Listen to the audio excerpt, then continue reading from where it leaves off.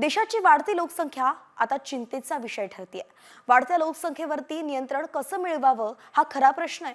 दुसरीकडे 3 मुलांसाठी प्रोत्साहन दिलं जात आहे।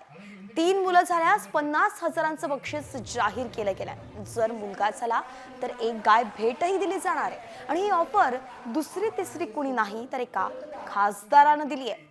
खासदार अप्पाला नायडू असं त्यांचं नाव आहे। ते आंध्र प्रदेशातल्या विजयनगर लोकसभा मतदारसंघातून निवडून येतात आणि लोकसंख्या वाढीला प्रोत्साहन देणारे अप्पाला नायडू वादात आता सापडलेत।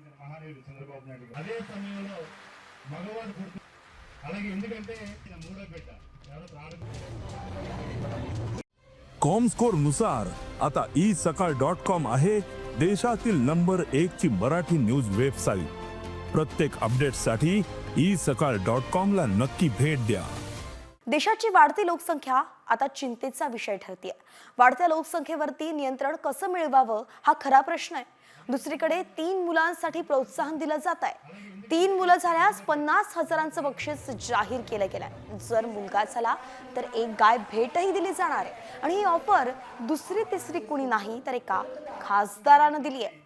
खासदार अप्पाला नायडू असं त्यांचं नाव आहे। ते आंध्र प्रदेशातल्या विजयनगर लोकसभा मतदारसंघातून निवडून येतात आणि लोकसंख्या वाढीला प्रोत्साहन देणारे अप्पाला नायडू वादात आता सापडलेत।